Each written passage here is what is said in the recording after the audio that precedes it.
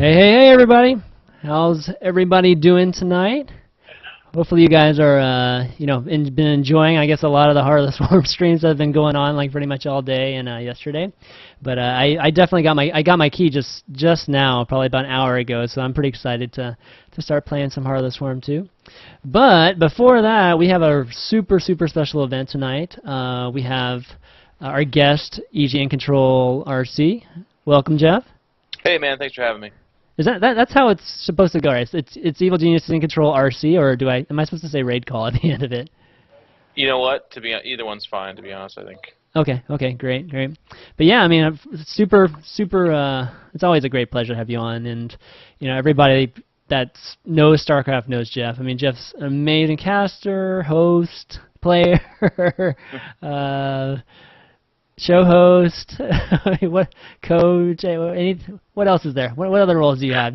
You've got like 10 hats, man. Well, you're too kind. I love StarCraft. I'll do anything and everything to the best of my ability, and some are better than others.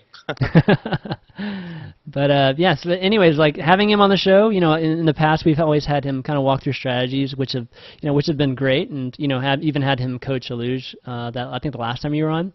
But I wanted to go one step further and really do something special for the fans of the show and also in Control. And I wanted to basically have him coach you guys. I thought it would be really fun just to have. Hopefully we'll get through 4 or 5 games. Just have about 5 of you guys just kind of receive a 1-game coaching lesson from in Control. And yeah, it sounds like something fun. So let's do it. That's kind of how the ideas for the show kind of go. I'm down, man. All right, sounds good. So let's not waste any more time. Let's just get this started. So how we're going to do this, guys, is I chose the first person. I kind of chose myself, and this person's kind of somebody that supported the show in the form of like subscribing to the Twitch channel and even donations, that kind of thing. So I just kind of wanted to say thank you to him, and from there we're going to kind of alternate with kind of long-time supporters of the show, and then just random people, random fans of In Control in the show. And the way we'll do that with the randoms is basically after each game, go ahead and tweet me your Skype ID and your Battle.net ID and code.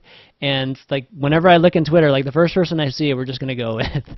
And that's how we're going to be doing it. And again, if you guys want to participate, join the ChanmanV Battle.net channel. That'll be the easiest way to kind of get these games going as quickly as possible. But first off, we have Rick Harrison, who, again, has been a long-time supporter of the show. And let me pull him on the call here. I'm going to have to fix the screens here. Ah, jeez, I knew that was going to happen. Like, not only did they, the windows change, now they add a whole window, a whole new window on Skype every time you add somebody. So it's like, ugh. Rick, you there? Yep. Hey, what's going on, buddy? Not too much. Pretty excited. Yeah, I just want, again, I wanted to have you on here first, just to say thank you for supporting the show and, in the form of subscribing, that kind of thing, but also just, being a longtime viewer and that type of thing. Yeah, thanks, man. I really appreciate it. All right, so let's see, where are you? So I guess your username is Detour, is that right?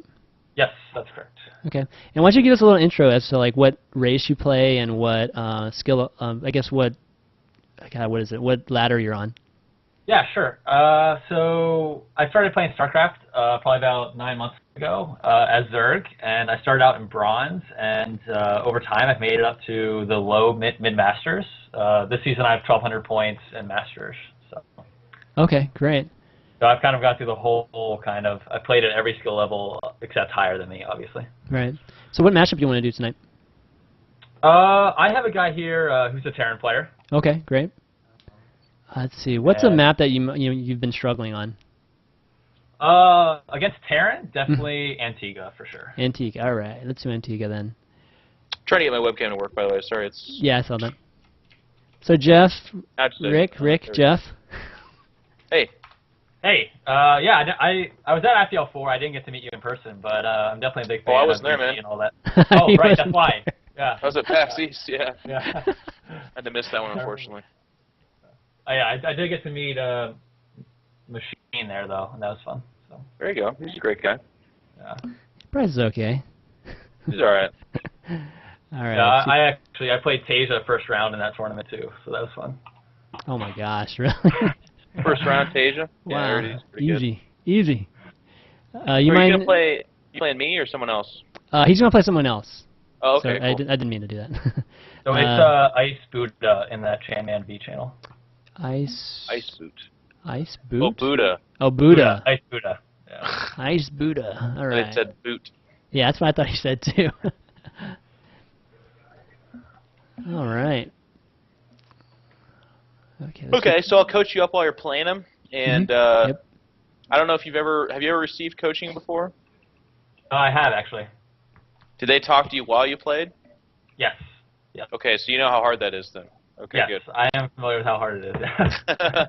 That's always just my disclaimer, because Yeah.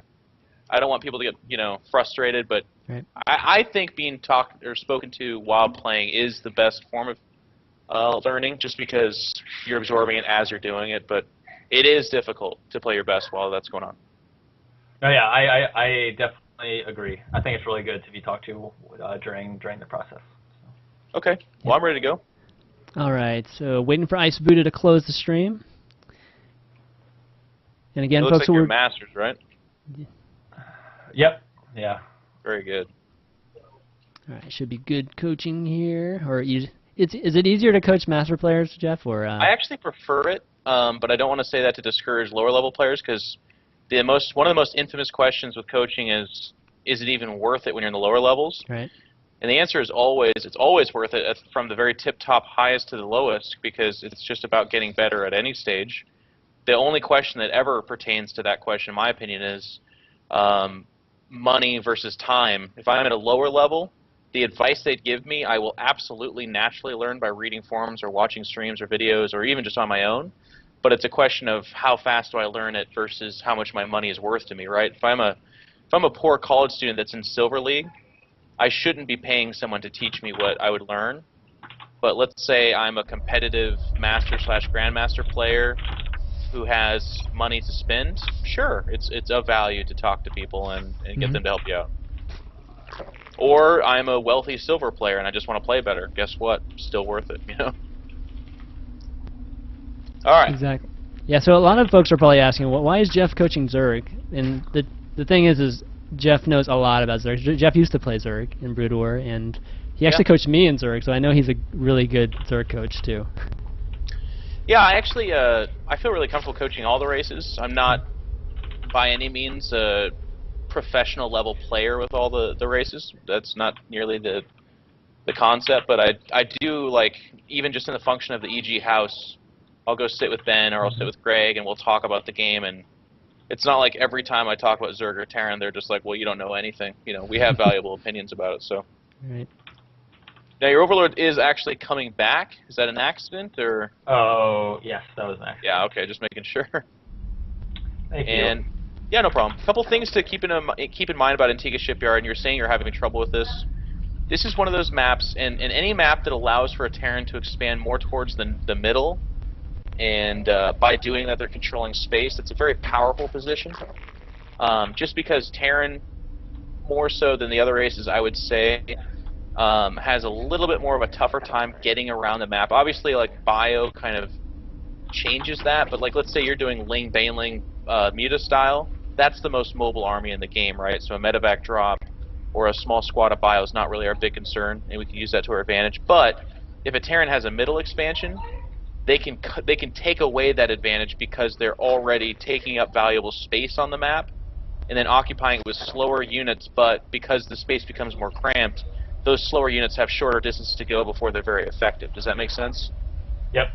So the way you understand that, and we recognize that with Antigua, so you don't play like a 2 or 3 base all in, and that's what we do. But what we do see a lot of Zergs doing on this map is they'll do a Ling Baneling bust on this map, in part because they want to deal damage, but also in part because this map kind of lends itself towards that. There's big ramps leading to the 2nd and the 3rd, or, God forbid, if they're at the 4th, there's no ramp there, there's just gigantic open space, right? So Ling Baneling compositions are very strong here. If it's aided by Mutas or Infestors, both are fine. And then a lot of Zergs opt for Ultralisk on this map as opposed to Broodlords, because again, that 4th base, if you have the slower army, it becomes more vulnerable because the faster moving stuff can get to it and kill it faster.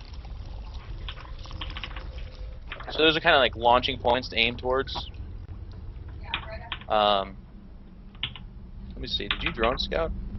I did, yeah. Yeah, you did. Okay. Did the drone die? I didn't see it because I was rambling. No, yeah, the drone came all the way back. Oh, okay, good. Yeah. Yep. Yeah, so I saw that he used gasless for now. I'm going to send this overlord back behind the base to check for... Yeah. Well, what kind of styles do you like? Like, what do you like to aim for with your Zerg? You know, this map or other? Yeah, so normally in ZVT, I open up with an early third base as my third and fourth queen are making, and then I slowly get to 6 queens. I don't double make the 5th and 6th queen, I single make them on my natural. Okay. I like that. I really like the fast third, and I like the 4 or 6 queen style that Zergs have been opting for. The challenge in this map, as I'm sure you're aware, and part of the reason why you've been having a tough time, is if you look at the distance between your natural and your third, it's quite great. So I'd almost recommend putting down an earlier tumor, even in lieu of missing an injection. So maybe this next batch of energy, you try to drop that tumor, and the idea is you're connecting your creep to that third, because Hellion Banshee is becoming a very popular response to mass queen openings, right? Yep. Mm-hmm. Maybe that's something you already have built in. The only next thing I would say is probably, do you have like a, I don't know, like a 50 supply evolution chamber that you do, just in case there is a Banshee opener? Yep. I go double Evo. I'm gonna drop 2 gas right now, and then after I mine some gas. Okay. Okay, so he expanded here. Under attack. And you know he's expanded so that, and nobody does like one base Hellion Banshee into expand, right? They always obviously expand off of it. Oh my god, that Overlord's so awesome. So be that as it is, I can just tell you looking down on this, like the timings that you have are lined up just fine. And you don't necessarily have to build a carte blanche, just like I build a spore crawler just in case. Like, I don't think that's appropriate logic because it's very specifically only for a Banshee opening, right? But just be ready to do that at first sign, because what the Banshee Hellion opener is trying to do is, obviously in an ideal world it kills your third or at least slows it down, but it sometimes just acts as kind of like a lubricant to get those Hellions into your natural or your third while the Banshee's distracting you, and if that ever happens, you'll lose so many drones. So don't be shy about anchoring one base with a spore crawler that basically says, hey, your Banshee can't work here, so my Hellions can focus on your, or my Queens can focus on your Hellions, rather.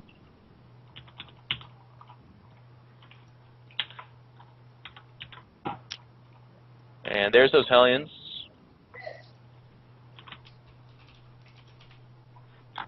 And you still have Queens coming out, that's good. No point in stacking an Obi that has like 30 health, because there's a good chance it doesn't actually see or do anything. One thing that I've seen Idra do that I really like is he'll actually take that spine crawler and shove it up towards the front right now.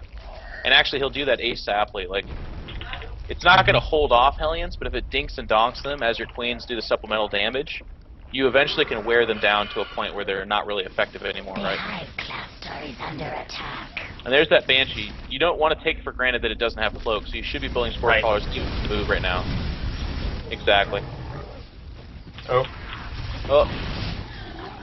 Maybe get the ramp? Yeah, in the future you want to grab the ramp. You want your Queens to go block it, because as it is right now, they're going to get up there. So don't run your drones, spread them out right now. Spread them out to the best of your ability while you're moving the rest of your stuff towards them. There you go. Your natural's a little bit too spread out though, because they're not there.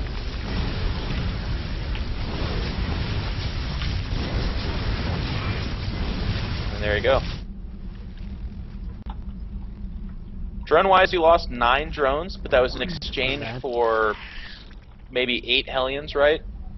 And I'll just tell you, supply-wise, you're actually even with him, and drone count, you are behind, but as a Zerg player with explosive production, that's not that big of a deal. Just to give you an idea of where you're at in this game. Okay, cool. The problem I do have, though, is that, yep, there it is. That Banshee has cloak. It's obviously not going to kill the hatchery by itself, but you should have been walking a spore crawler there anyways, and your lair's late. Oh, yeah, it is. Yeah. You transfuse that Queen. Nope. Oh. But do back away. Like I said, the Banshee's not going to kill that hatchery. And in the meantime, you're just droning up and getting a lair going. There you go. and you have enough lings that after you kill that initial wave of Hellions, you can safely move out on the map. I mean, let's make the assumption he has 4 Hellions out there. Fine. Those Zerglings shouldn't die to 4 Hellions anyways. Yep. And the idea that he has like 8 Hellions after that would be really silly. Nobody makes Hellions after they lost those Hellions. Let's refuse. The Hive Cluster is under attack. Okay, so we're just transferring drones. This is overkill, by the way. The Spore Crawlers are making right now. This one Banshee hasn't been joined by a 2nd, 3rd, or 4th, right? Yep. So you're not facing like double Starport or anything like that. You have no reason to believe that. Don't hate me if all of a sudden he randomly shows up with 20 Banshees, but for right now, we're operating off of information that says that's not the case. Right. Okay? So right now, all larvae is going towards drones, and that's why just even an extra Spore Crawler is too much. We're spreading creep. You should probably have like a Baneling nest going right now, and also your tech the second you hit lair. So if you're an Infestor guy, Infestation Pit. If you like Mutiling Baneling, Spire. There you go. And again, you get to use the infinite excuse of, because I'm talking to you, that's why those things didn't happen right away. Yeah. Of course. You got 2 queens spreading creep, and that's great. Do you normally just have 1 queen injecting at your main? Because you have the macro hatch there? Yes. So sometimes I'll double it up then. I think what's happened here is normally you have another 1 extra queen. Like right now you have, let's see, 4 in total. So you actually normally have 2, right? 2 more? Yes, I do. Go ahead and remake those if you're going to have 2 dedicated spreading creep. Yeah, My answer to you would be, yeah, maybe just leave 1 to spread creep and then bring 1 back home. But it's up to you. It's personal preference. So this guy actually did make those Hellions, by the way. Those ones I said you shouldn't, but look at that. Oh! You mostly got them. There you go. There you go. Yep. And that's why you don't make Hellions at this stage. Like that's what'll happen every time. Yep. It's not like he has the worst micro in the world. Like that wasn't stellar, but it's it gets to a certain point in the upgrades and the ling count. It's just too much. Okay, so now what we need to be thinking about, you've just killed another batch of Hellions. His Banshee harass was mostly a failure. You need to be very interested in his follow-up. We've seen Mech come after that, and we've also seen Bio. And I don't know that you know what's coming up after that. Yeah, right now. If it was Mech, you'd want more Roaches, obviously, and if it was Bio, then you're fine on Ling Infestor. You also want to be setting up your 4th. Wouldn't blame you if you double expanded right now or something like that. You're also building 15 Overlords. Holy crap. Okay, so there is Bio. And it's Marine heavy with Medevacs. Thundershirt. It's called a Thundershirt. It's supposed to keep a dog, make him feel comfortable during thunder. It calms her. It's pretty funny. You should have Overlords dumping creep at just about every base, because here's the thing. So right now, yes, you have enemy on your side, so make sure you deal with that. But this map can work to your favor if you do a good job of preventing a 4th, right? You can't stop a Terran from taking a 3rd. That's going to happen no matter what. But you can absolutely punish them for trying to take a 4th. Flank it? Yep, exactly. Nice. Very good. The only thing I would say is make sure you're, oh, I don't know why you're running away from 5 Marines. Okay.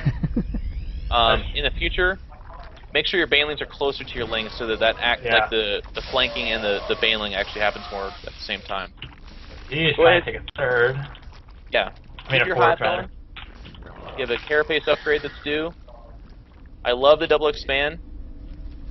And then this 4th should never happen, right? You should be at the middle with Infestors ready to go. You need to right-click your hatcheries over here. You just popped all his Marines. So the very idea of him taking this base right now is a joke. You also need to upgrade Burrow. No matter what, when you go Infestors, you need to have Burrow going. If anyone on the internet right now is listening and they have an argument against Burrow during Infestors, I will field your argument and smash it to smithereens under the weight of sheer logic. Yeah, Burrow's one of the most important Zerg utilities. Yep. Never to be underused. I really like your Overlord spread. I love your map vision. Like, there's very little. I say very little, and that's me being scientific. There's nowhere a medevac could go until you see it, right? Before it starts getting closer to the base. Only this peripheral base at the southernmost region is exposed. And unfortunately for you, that's the very base that's being dropped right now. Oh, okay, big drop coming in here. He's going to fly past it. Metamorphosis. The rocks leading to your 3rd need to be down, by the way. That's okay. This drop could never work. So are you gonna go Spire or are you a Ultralist guy? On this map, I like Ultras, although I'll Let's just do drop a Spire. Yeah, Ult's fine, but make sure and you once again had Hive and didn't hit it for a while, so just kind of watch that. I like that you're sending your Lings and leaving your Infestors, because the obvious thing here is for him to pick up, but guess what? He can get stuck right here, do it. Do it now. Oh, so close. Sorry, I was trying to re-rally drones there. From. Just take your 4th, rebuild, like, you know, the drones. You need to take another expansion. There's no rule that says you can only be on 4 bases. But because you have Overlords where you do and the creep spread that you do, with excellent map vision, you know damn well he's on 3 bases. And look at that, that's another big drop coming. So go ahead and react, get up there.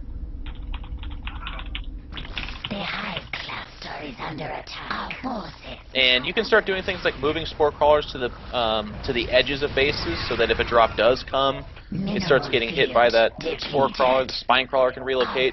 Nice, cute little things like that actually do go a long way. Mutation complete. And Come the Ultras. Creep is letting you know that he's pushing out, right? Yep. Trying to take that middle base. The hive So that's not the biggest concern right now. You just want to stop this drop from doing anything. Now you're a little all in on the fact that he's going to drop this 12 o'clock base. You need to fungal that. You have to fungal that. Because guess what? You can go right to your main. And now look what's happening. And the worst part about this is your max. Fortunately for you, Ultra's about to pop out at that base there. But you need to get wise. Look, you're... Yeah, exactly. Leave your Infestors at the 12 o'clock base. That's beautiful. Okay, now you gotta fungal this, because otherwise these drops will keep happening. There you go. It's trapped. Don't let it go. Do not let that go. Yeah. Alright, now rebuild. Gas needs to get fixed. And you know there's another pack of drop, right? At that 6 o'clock, you had an Overlord sniped. But also, it looks like he's trying to take the middle, so maybe start lining yourself up to do something about that. Yep. Transfer drones, so your main, you did transfer him, that was beautiful. You've got a gas to retake inside your main. You want a greater spire to be started right now. Your upgrades on your evolution chambers has been a little bit lackluster, so watch for that. And then vision-wise, you can see your creeps getting pushed back. Now positionally, this is really tough, and that's that tough thing about Antigua. So there's a couple things I want you to think about to get around this. You have an Overlord at the back of his base. I'd make that Overseer, and I wouldn't put it past you to do a Nidus Worm attack into the main. Or even just upgrade drop and speed. Like, one of the biggest misconceptions about Zerg players versus Terran is that they have to attack into the front of a Terran. Yep. I'll tell you what, I played Brood War for many years, man, and if you always had to attack a Terran head on, I wouldn't have won many games. I was kind of annoying because I was known as like the counter-attack Zerg, and I really think you should try to exploit that. Especially on Antigua, though, right? Those ramps, those high grounds, those are really hard to attack. If you had a Broodlord army, much easier to attack. But that's not the style you're going for. So if you don't want to do drop, if you don't want to do Nidus Worm, that's fine. But you have to do at least a 3-prong attack. I don't want to see a one straightforward attack. You will kill Siberia Tigers if you do that. You don't want to do that. Okay? Yep. Just to let you know, you have 66 drones, and that's okay, but it's not great. So that's part of the reason why your gas is only at 1,000 and you're at the banking phase. Okay. So there we go. Nice networks finished. And the reason I bring this up too is because you are at the banking phase, but you can't make more drones because you're maxed, right? So you're actually going to inefficiently bank, if that makes sense to you. So the next time you attack, you want to make another like 10 drones and literally put those. Also, never attack with Ultralisk into a main, by the way. This should only be Lings. I don't think you have anything else but Ultralisk, so that's... Let me see. Got some Banes, dude. You have 32 Zerglings. But Ultras have a really tough time getting around in there, so if his army comes back, pull him out, okay? Do not fight in these buildings. Because your Ultras will look like just absolute jackasses as they can't fit between the buildings. Yeah, the AI is terrible, too. Yep. And go ahead and use those Banelings. Like, detonate the Banelings up against stuff. Wait for the army. Burrow the Banelings. Burrow the Banelings is sick if you want to be super Gosu. There's apparently battle cruisers out on the map, so maybe burrow there and then build corruptors, or infestors are good here. You have neural parasite too. Yep. Oh, neural parasite would be nice. And then infest the turns. Or just have them shoot each other. It takes forever. They shoot each other. Alright, so you're doing a lot of damage here. Banelings are burrowed, great. Pull back the ultras, remember not to fight here. Deal with those battle cruisers. And then like right now you have a really weird group of tanks attacking your bases. You could go attack that easily.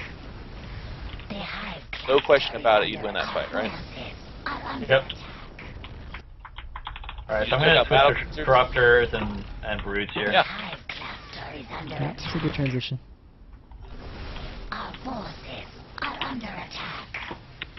Okay. Still low on drones though, keep that in mind in the future, okay? It's almost a little bit too late now. Yep. But you'll notice you want to have anywhere between 75 and 85 drones against Terran in particular, because you need to be banking that money, because you're going to lose units. You can't kill Terran units without losing units, right? I wish I could tell you something else, but it's just not true. Those are battle cruisers that are going to die, by the way. Get your corruptors on them, yep. And then right now there should be double spire being upgraded, or at least singular spire being upgraded, but that's not the case. You didn't get adrenal upgrade on your spawning pool. You need to have that. Sure. Okay. And there's a couple things going on. You still have the Nidus Worm in his base. I'd be pumping Lings through that all game long. Not Ultraless, but Lings. Eventually he needs to pull back his tanks, and if his tanks stay there, then your 20 Lings should run it over. Also, this is too many Broodlords, by the way. Yeah, I thought I wanted some extra Corruptors, obviously. Yeah, you want to A-move that. Because Broodlords are an unsiege and slow death in this matchup, right? Unless the guy literally maxed out on Thors, in which case, again, I would argue there's not a reason to have this many Broodlords. You want to have like 8 at the most. Does that make sense? Yes. Alright. There's kind of weird things going on right now. Like you're running away with your Broodlords. That should never happen. You have a lot of infestors with a lot of energy. You should be neuroparasiting stuff, taking it over, and then using it for you. There you go. Now shoot each other. Or shoot the battlecruisers. There you go. Our forces are under attack. Really need Colossus now. Yep. You gotta keep attacking the Broodlords, though. There's no reason for them to sit here. Alright. And then, you're not attacking the battlecruisers. Oh my god. There you go. Get your infestors out of there now. There you go. There you go. I mean, look at the situation he's in right now. You killed the main. You know he doesn't have a fourth now. You know he doesn't have... He's got to be dried up, right? Yep. And you've got a $6,000 bank, man. Our drones are under attack. Keep those spires upgrading. Our forces are under attack. You're gonna lose that base, but whatever. Forces are under attack. Our drones are under attack.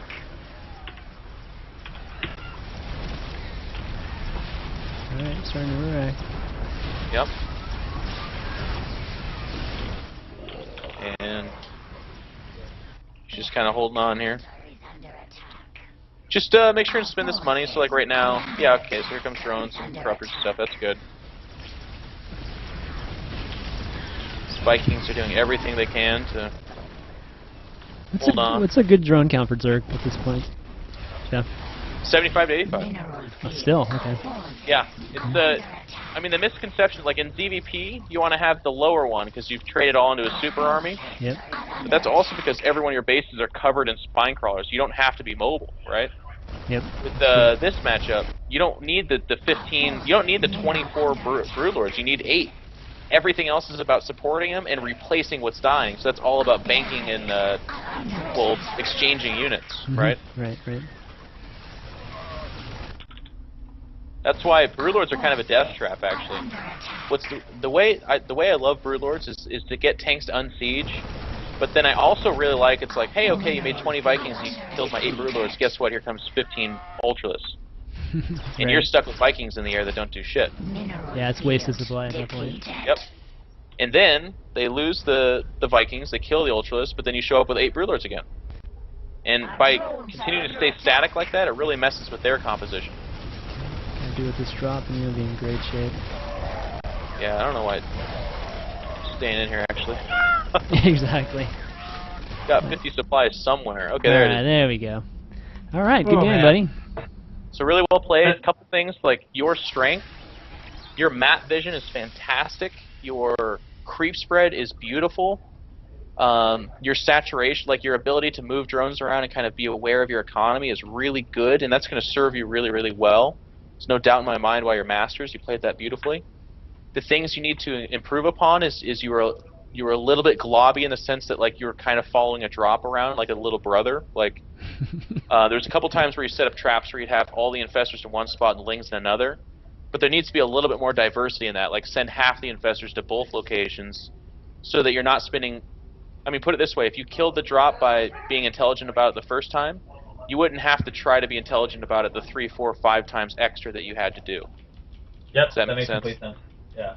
I mean, drops are definitely my weak point. Yeah. Like, I'm very control group oriented, so I've been working on this, obviously, but it's hard for me to split up on the fly like that, but I've been trying to be better about it. Okay, All that right, makes sense. And then the only last thing is I know we beat this up a lot, but man, it'll make a huge difference. Late game composition. I loved the Ultralists, never fight in confined spaces, but also Ultralists are a little bit similar in the sense that you can kind of use them how they're used in ZVP, where you don't necessarily need 20 Ultras. You can use like 6, as long as you have a lot of infestors and banelings behind them. If you can fungal a Terran army, who was it? We watched Symbol do this to MVP, I think it was. He didn't kill him with 20 Ultras. He killed him with like 6, but because the fungals held him in place and the banelings were able to connect because the Ultras tanked all the damage, the Terran army looked like a joke. It just wasn't even close, right? Yeah.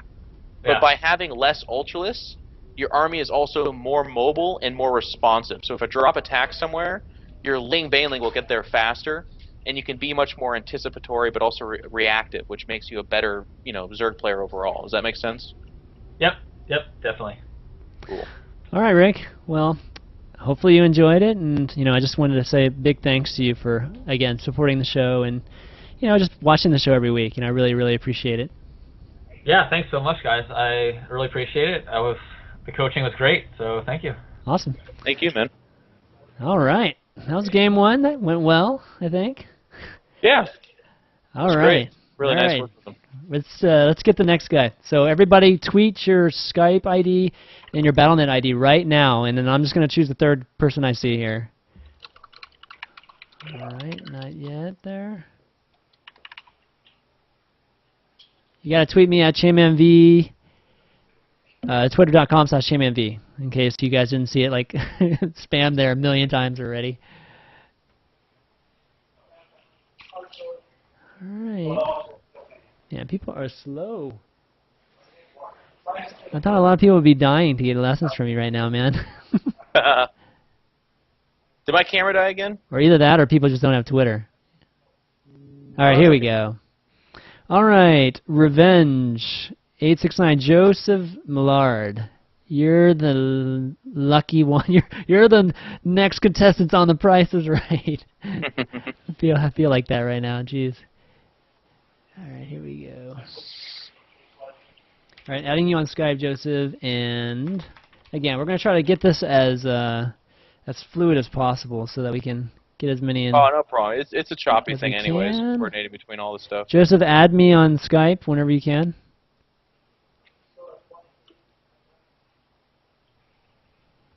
I'll start up the game.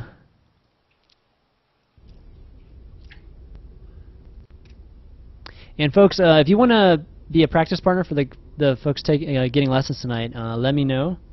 Actually, can they hear you? Make sure they can hear you. All right, you're still there, right? Oh, me? Yeah. Yeah, my headset's been acting strange lately, so. Okay, Joseph, there you are. Okay, yeah, we're definitely going to need practice partners tonight, so of all skill levels. So if you don't mind joining the ChanmanV channel if you guys want to play some tonight. Joseph, what's up? Not much. What's up with you? Not much, man. Well, you're the lucky one that was selected from a random selection, so congrats on that. Thank you very much, actually. So why don't you start off by telling us, what race you play and what division you're in? I play Zerg and Masters. All right, it's the Sweet. exact same thing. All right. I like it. Yeah, exactly. What race do you struggle in, or you think you need some work in? ZVP actually. Okay, so we need a Protoss. Any Master Protoss in the channel right now? What map would you like to play? Daybreak's fine. Okay. Okay. Daybreak ZVP. I love Daybreak ZVP. Masters Protoss. That is a fun map to do ZVP on. Okay, here you go. Ops WCS. top 8 Masters. I need a team, I guess. I need a team. There we go. We got somebody there. Okay, yeah, gotcha. Alright, we can go with this guy, though. And what's your... It's Revenge, right? Are you... Oh, there you Correct. go. There you go. Alright, that was quick. That's what we like to Not do bad. here. Alright, you ready to start? See if he's ready. Let's do it. Hey, Revenge, what's giving you a hard time in the matchup, if you could give me an idea? My late game in particular is pretty terrible. Okay. And you're a Broodlord kind of guy, like the late game super composition? Absolutely, yeah. Okay, cool. Well, let's see what gets you there. Is it more like army control, or is it situational, like you have a tough time holding your bases down, or the death ball from Protoss, Vortex? What's... Holding the bases and the Vortex is fine. It's just getting to the late game army that's a bit more difficult. Okay. So you don't mind him playing any style, like, you know? No, whether that's it's fine. more- He can do okay. whatever. Cool, cool. Okay. Well, hopefully he doesn't proxy 2-gate you. Yeah. It's like, really? I can do anything I want? Okay. That would suck. That would be a pretty awesome troll to do to somebody, though. Exactly. Well, No, not exactly. Yeah. Sorry. Definitely not. Do not do 2-gate proxies tonight, please. All right. So talk to us about this map a little bit, Jeff. Like what you've seen and Yeah. you know what you know about it. well, as far as map goes, I think this is a great map that he selected for practice, just because it doesn't necessarily benefit or damage one style over the other. It's not like, well, everyone goes Ultras on this map, or everyone goes Brutal on this map. You really can do either. And additionally, for Protoss, they can do anything as well here as well. So it's a little bit less the map for me, and more the play style that concerns me, because I think this map allows you to do anything. When he talks about having a tough time getting to that late game situation, I think he is hitting on something that is giving a lot of Zergs a tough time. I think one of the things that sets Scarlet and like Nurtio apart from a lot of Zergs is they're extremely wise about, okay, I feel like I can pour on the Roach aggression, or I'm going to open Roach, but I'm going to be more Ling heavy and save up my gas as I transition to faster Infestors, which allows me to take a faster fourth. A lot of Zergs have like a fourth-based timing, but it doesn't really actually work in conjunction with what they're doing stylistically. It's just kind of like a, well, I take a fourth at 180 supply, you know? It doesn't necessarily have to be that way. So, Revenge, I'll be very interested to see how you kind of play that out. For me personally, one of the pedestals that, well, one of the many pedestals that I kind of put myself up on with the Zerg versus Protoss matchup is I want to see tremendous Overlord spread. I want to see no Warp Prisms getting anywhere within your half of the map without being spotted. If that ever happens, you need to know it's a deficiency with your play, not theirs. It's not like some excellent thing they did. It's you allowing them to do that, okay? Yeah. And then outside of that, I want to see very active Lings, meaning even if you open up very Roach heavy, I want to see little packets of Zerglings, constantly looking for pylons and scouting for shenanigans, basically. Should be kind of weirded out by the fact there's no probe scout yet, by the way. Not even poking up in your main. Yeah. Your overload at your natural's showing you there's nothing there as well, right? Yeah.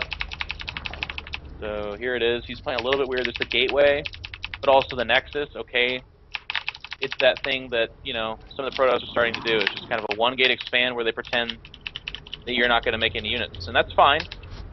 You don't have to look at this and say, well, shit, I'm going to make 20 Lings to try to win the game. What you should look at this to say is, I'm going to go faster speedlings than perhaps I typically do, in case they try to do a faster timing. Some Protoss skip the Forge entirely and just go for like a weird 5-gate that hits you super fast, right? Yeah.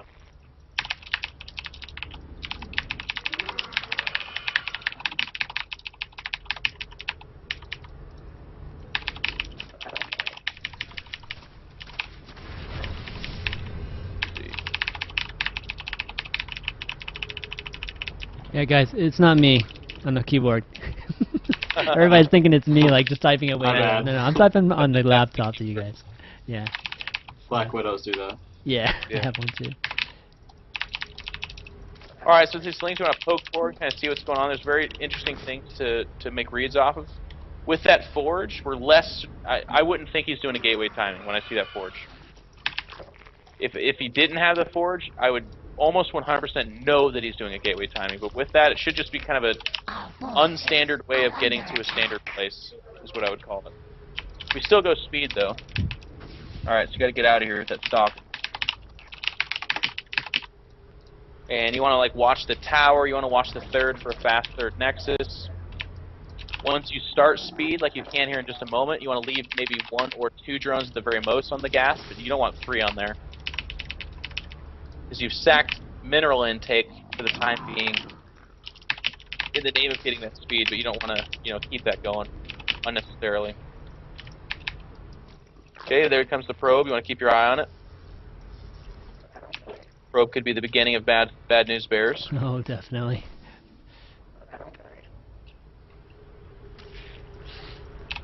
Nice micro, not losing the Zergling. It also could be a fake, but we never get to treat it like a fake, right? You don't look at that and say, well, I don't think it's real, so I'm not going to build anything. Unless you have an Overlord in the base confirming that that's the case, you don't do that. So you should be spilling out with Zerglings right now and probably putting a Roachborn down right now as well. Oh, here he comes.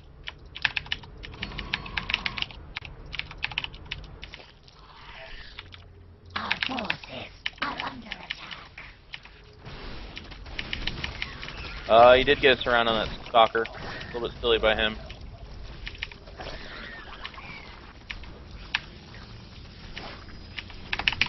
Very good. And after this, you want to target down the probe probably first. We can go for the bomb. That's fine too. Metamorphosis complete. Nice. Good timing, your roach. And I'd start droning right now. Yep, exactly. Very good instinct. His warpins aren't like massive 6 warpins, right? You're not seeing just gigantic numbers of zealots coming in. And this warpin by him is really silly. Yeah, it's kind of an overcommit. He's overcommitting to that. Yeah. He knows that he can't win from here, so for him to warp in is just kind of bad. And now with that warpin pull back, then you gotta make more lings, but you're not, these aren't like, oh my god, I gotta survive lings. These are like, okay, you're being kind of a silly guy.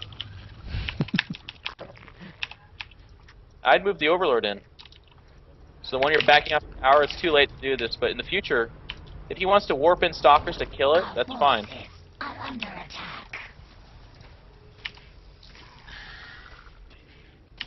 Oh my god, that one ling is doing work. Yeah, yeah. If you're a little bit late here, you need a layer started and a macro hatch. There's those zealots, LOL.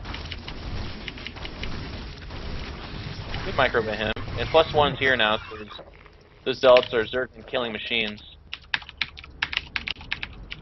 You want to get roached that next time.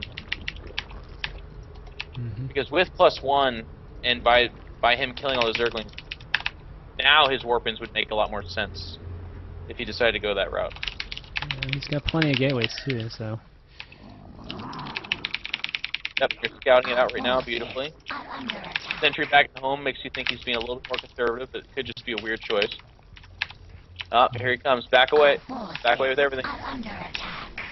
Wait until your roaches get out. You can't fight those guys with Zerglings. So just run around. If he wants to waste time, it's fine. He only has 1 Stalker, so he's not doing boatloads of DPS right now.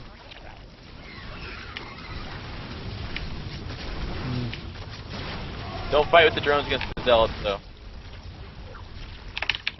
And then watch your queen. He's gonna die.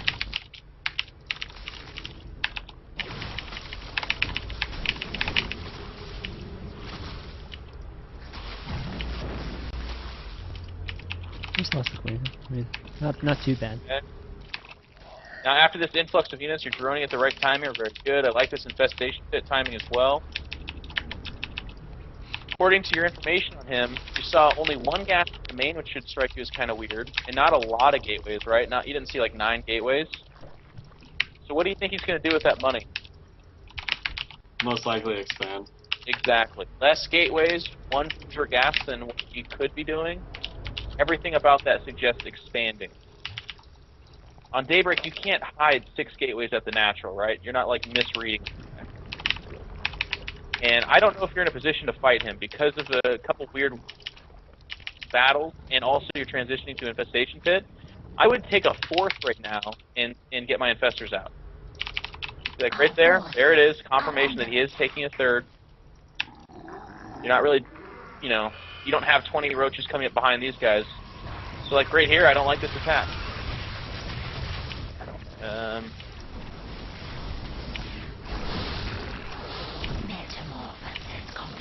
And that's kind of why. I mean, he actually made this look as hard as possible, but you gotta run with your roaches, man, back at home.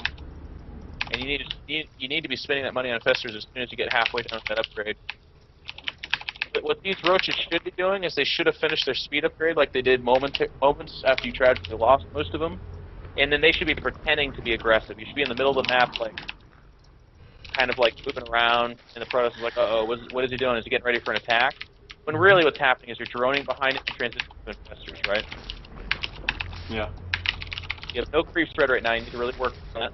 So you're going to do that with these Lings, but I can't stress enough, these Lings are pathetic. There's no upgrades to their name, they really can't fight. So even poking up this ramp I don't like, and I really don't like what you're doing right now. I get 1 immortal, but yeah. You got 1 immortal, but you shouldn't have gotten that. 2 immortals.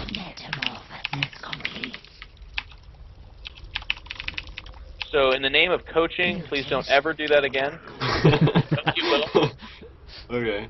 You will, but we have to learn from it. Like, in this case, you killed 2 immortals. Was it worth it? Yeah, it kind of was.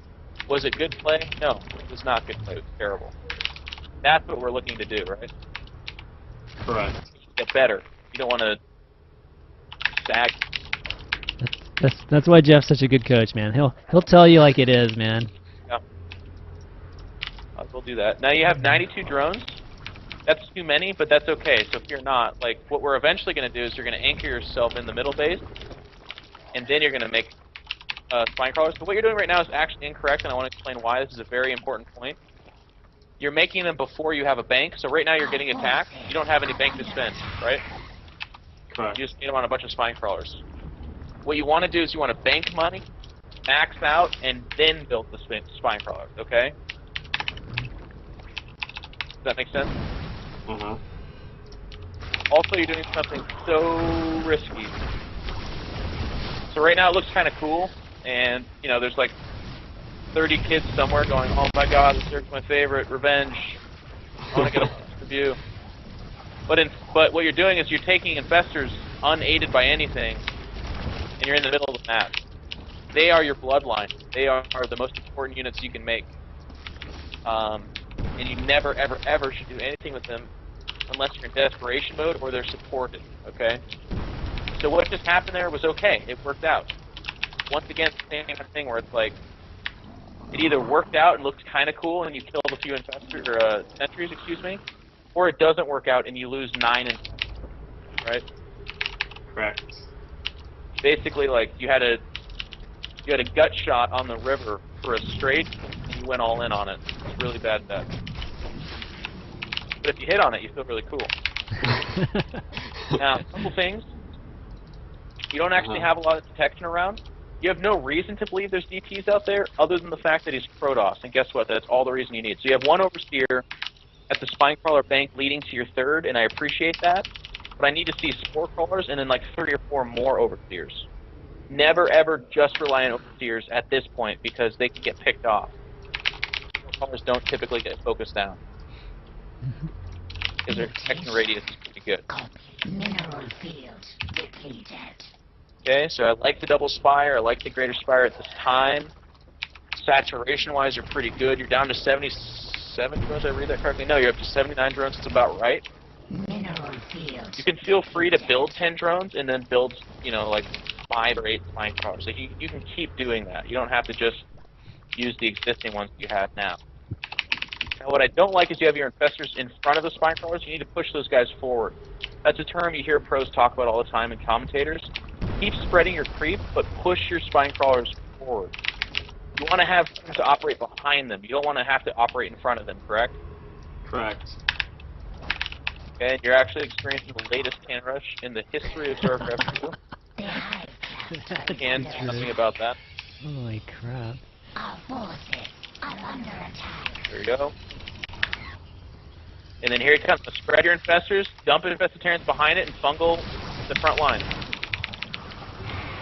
See, now because you threw the infested Terrans as far forward as you did, the most things are hitting them. You need to throw them further back towards you. But it's not going to go well because you messed those up. Your Broodlords might save you. Got roaches coming out. That's good. So pull your infestors back. Do damage control. Your Broodlords are going to just butcher those stalkers. If they blink forward, fungal them. If they don't do it, wisely so. I'd be building drones right now. I'd be building 13 drones. And the last thing in the world you do right now is attack. So you just lost your 5th base. You're not really mining from that middle base. I would retake the 5th, and I'd rebuild those spine crawlers. And I know that sounds tedious and boring. That's how we play ZVP. You didn't win that fight. I'd call it a wash. Now, one very important thing was revealed to you, by the way. You saw a void raid, didn't you? Yes. So carrier transition might happen eventually. Carrier transition or void raid, at least. So you need to have your infestor base, and you want to start getting corruptors out. Like I call them safety corruptors. You're also long distance mining from a base. You have a very undersaturated mineral base, middle base instead of mineral. And by undersaturated, I mean one of the gases isn't being mined from, and the minerals have like 4 drones on it. There you go. Keep your evolution upgrades going. You don't want to fall behind on that. You're way behind.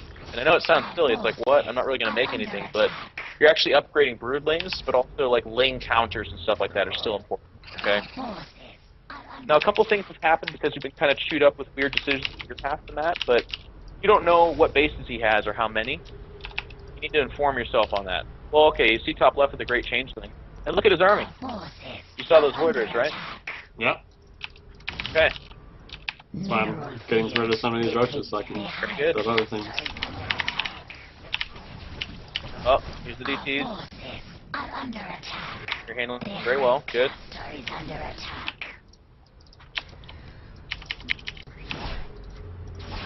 Now, as a Zerg, you want to leave about 20 supply open for like lings for this reason very specifically.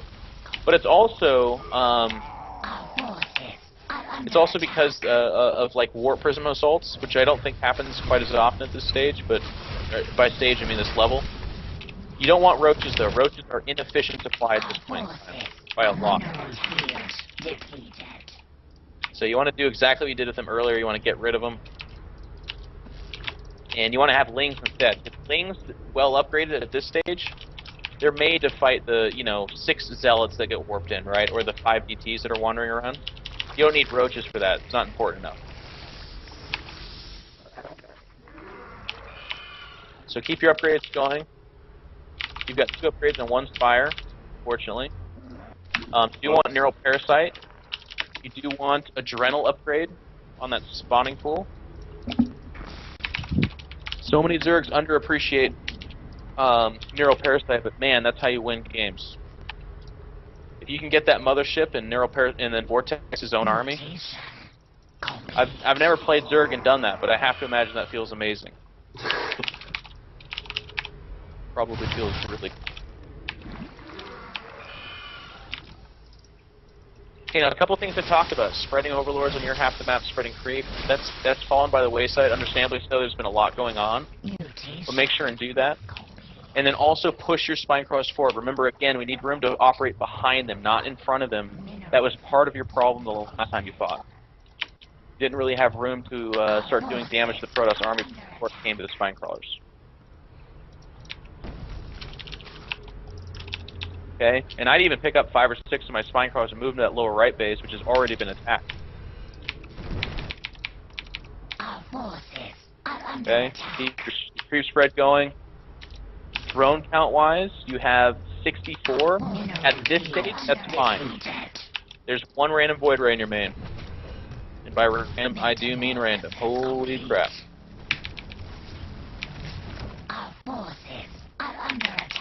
micro.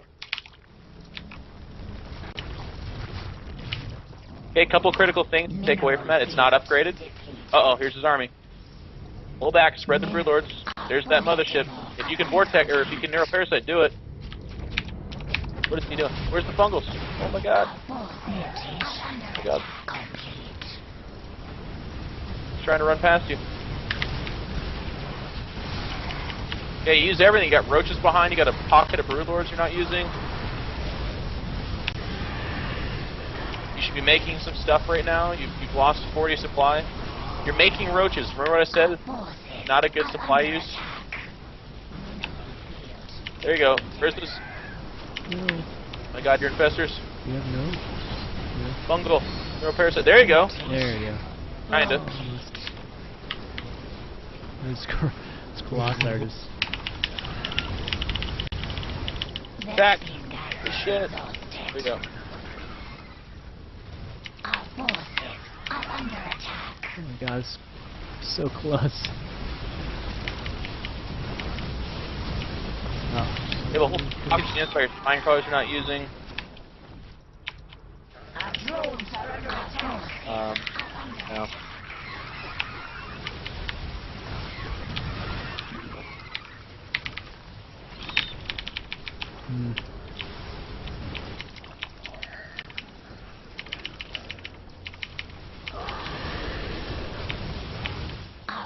Get the Colossus.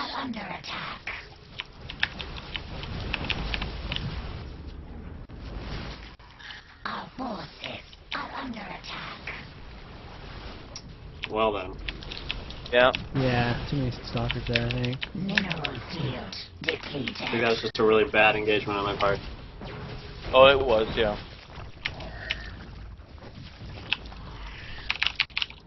This has got to be the worst. This right here. Yeah. Who just runs in 20 DTs into a base? Yeah. I'd be lying if I told you I've never done that. I think every pro player has done Mr. that. DT, Mr. DT sitting with us right here. It's so fast. All right. Wait, what? I think it's gonna be pretty tough to come back from this, right? If you made like 1,000 infestors, you could use them really, really well. But Yeah, yeah, I don't think so. All right. Well, why don't we? I mean, I hate to ask you to call GG, but why don't we call GG and maybe just glance at? We can maybe glance at that engagement again, real quick, Jeff. You mind doing that? Well, yeah, because you can just talk them through it. Yeah. You want to do that real quick, Joe? Joseph, I mean, it might be best thing. Game. Yeah, GG. Okay. And, yeah, let's just look through the replay real quick. Sure, load it up. Yep. But I just want to speak to a couple of things for you, because I know, again, the hardest time to be absorbing information is while you're playing, but I think there's a lot of value to it. Anyways, so a couple of times you had a really tough time with the engagement, and there's a really good rhyme and reason to it. Macroeconomically, you were handling yourself very well. Your base timings were great. Your spine crawlers, very ample. Of course, I talked about minor details in terms of the timing. You want to build spine crawlers after you're banking. It's okay to have like 5 or 6 at an initial time when you take your 4th base and you have infestors out, because you want to anchor those infestors with something, but you don't want to make... You made like 20 spine crawlers at that time, and then you're spending the rest of the game catching up mineral-wise to then make like robust tech switches to broodlords and stuff. Does that make sense? Yes. So make sure and watch for that. Creep spread fell by the wayside because we were kind of playing catch-up after a couple of wonky timings that were happening. His weird warp-ins, I think, threw you off, but from that point forward, you did some strange stuff too, like the 8 infestor middle of the map, I hope he walks by this and then I'll fungal him strategy that you did there. That was a little bit confusing, but instead, back at home, it's better to spread creeps so that our spine crawlers aren't hugging our hatchery, but rather they're like 6 inches off of it, so we have room to operate behind it. And it's like, okay, here comes his ball. I'm going to throw infested terrans behind the spine crawlers to kill his front lines, and then I'm going to land the deep fungals all over his army, because what happened was you lobbed infested terrans right into the front lines of his army. Well, he has stalkers and zealots and sentries and immortals behind the front lines that otherwise aren't shooting because there's not enough space, but you're giving them an opportunity to shoot by putting your stuff in range of his. Does that make sense? Yes. So that happened. So basically you threw away a bunch of energy. What are you chewing on? Just a second. Alright, this Hey. replay is taking... Unfortunately, this replay is taking way too long. I don't know why my machine's running like extra slow today or something. But let me see. Yeah, I started mine after yours. I'm at like 20 minutes. Are you? I'm at 16 Yeah. right now.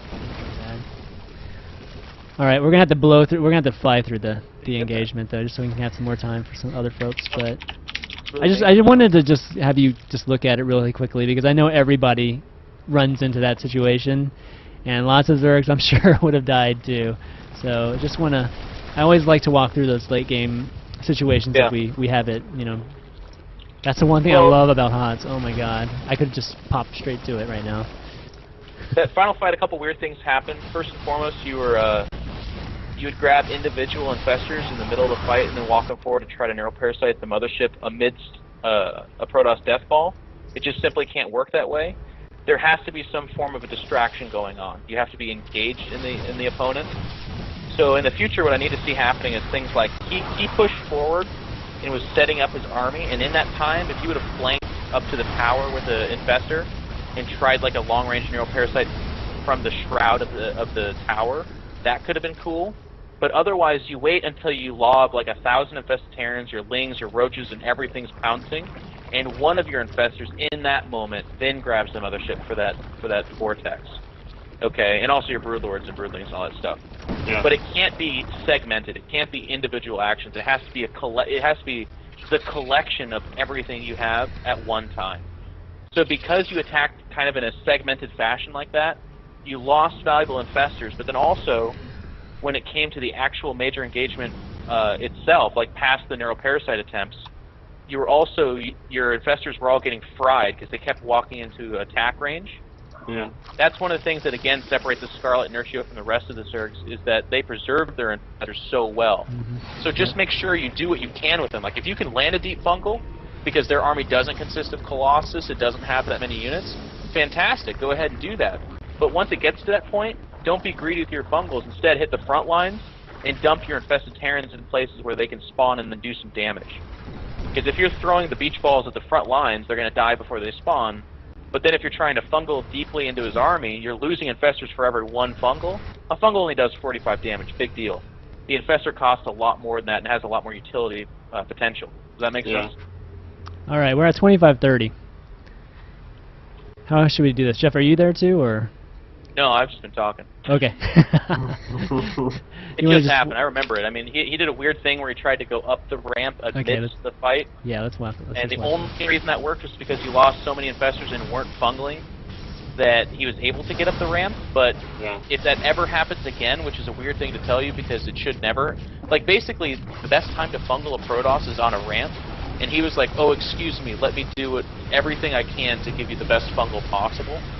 You just didn't take it, which is fine. So in the future, we just say to ourselves, oh, okay, well, the next time he tries something like that, I'm going to do what I know to do anyways, and that's just to fungal the shit out of him. If he's on a ramp, more power to you, but otherwise, you're just trying to fungal him, okay? But because that didn't happen, and the weird part about this, too, was your broodlords were more powerful than his army. Like, he didn't actually have that many stalkers. The only reason he kind of edged out was because you were so uncost-effective with the rest of your army. Your lings never really came forward, your infestors all died like we talked about, but then you were also forgetting pockets of units. Like by your, you'd morph in like 16 roaches and 30 zerglings and they'd run past the mothership and the Colossus and then be like, oh shit, sorry, we're supposed to fight here. And that's why the Colossus, one of them had 44 kills, the other had 38. Yeah. It's like, they were the two warriors, man. Alright, yeah, I mean, I think that probably is something, I mean, I think you also had like 5 broodlords just sitting on the side, too. Yeah, I did. Crushed, that probably would have helped a lot. Yeah, so I think... But it's okay, man, like I said, it's really hard when someone's talking to you while you're playing, but also, the mistakes you were making, it's not like they're homebrewed mistakes except for the weird infestor attack that was absolutely your own invention. The rest of it, that thing is all Zergs do, man, so don't worry about it. Just spread your creep better. You set up your bases just fine. We talked about the nuances of your Spinecrawler placement.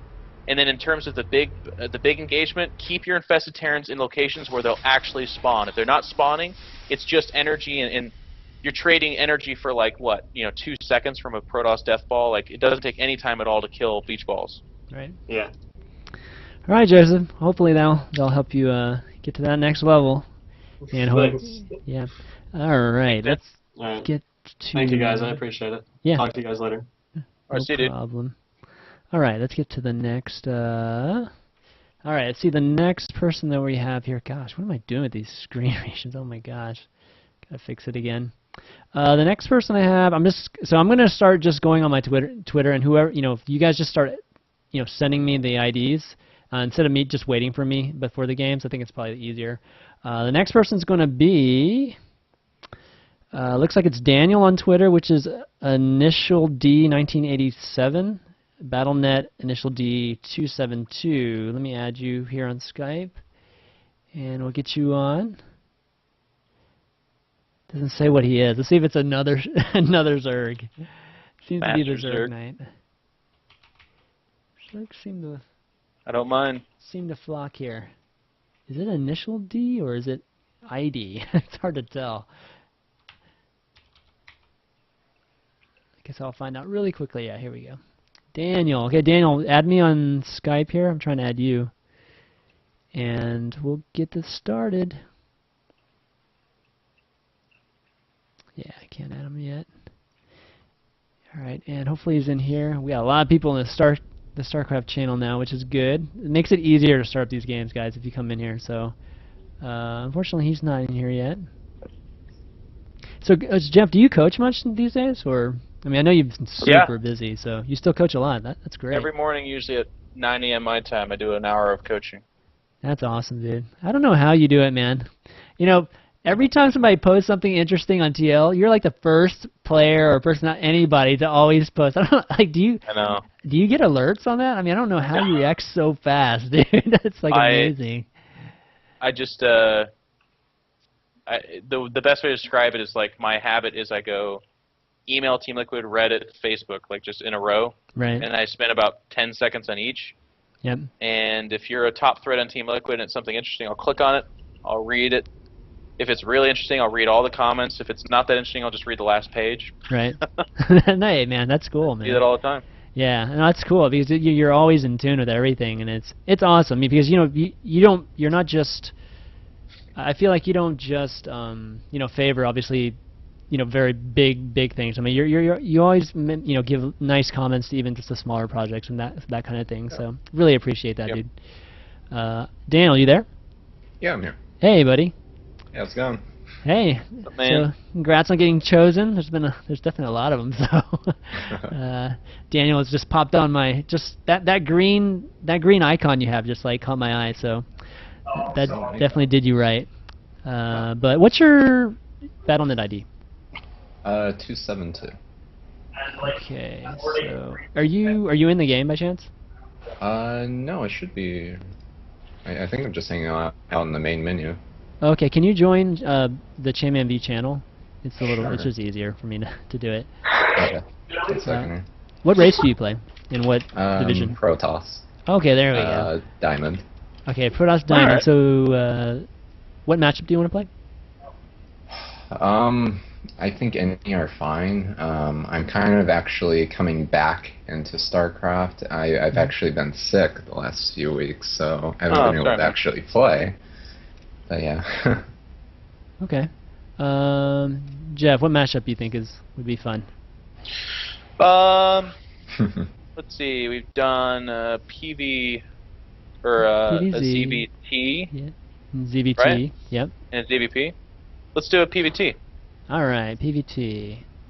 All right, we need a Terran. We need a high diamond Terran, preferably. If you're out there, just message the channel right now. There we go. Snake hips.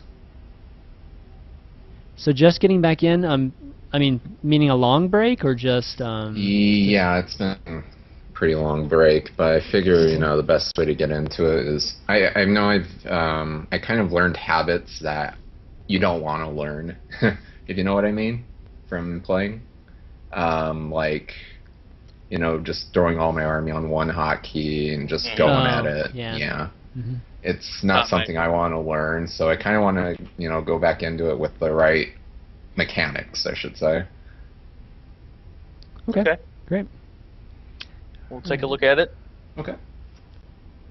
Any particular style that you remember, or being struggling against? Well, I know it's mostly against Terran. It's always been the 1-1-1.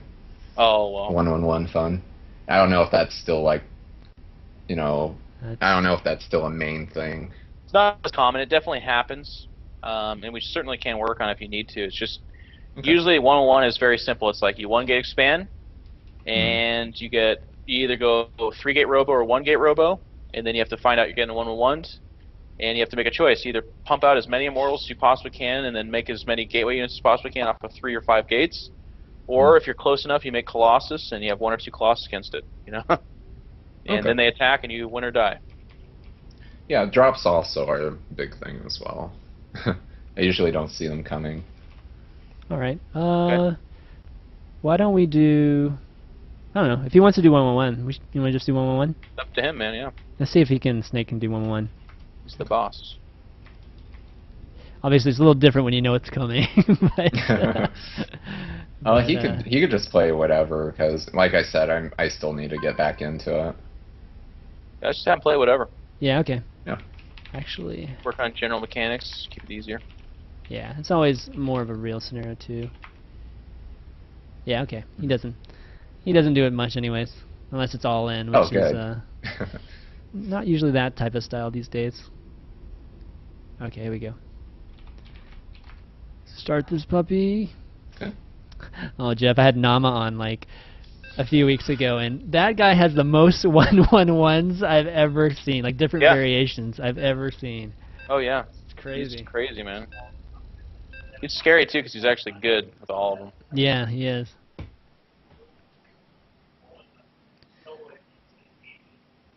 All right. In general, I like to coach. My best advice is if you could do 1 build every game to open up, it's 1-gate expand PvT. I start mixing in more, a few Nexus first in there. But outside of that, that's pretty much it. And then in HOTS, we're going to have to start doing Void Ray rushes, but that's another story. Yeah, seriously. Yeah, I saw that. I actually played the beta at MLG Anaheim. I didn't like it. I don't like it.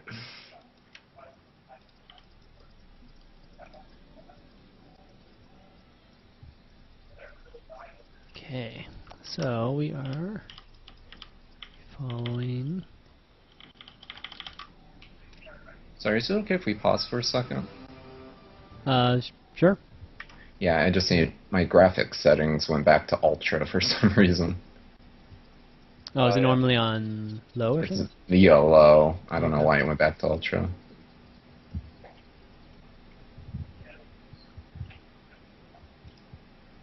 There we go.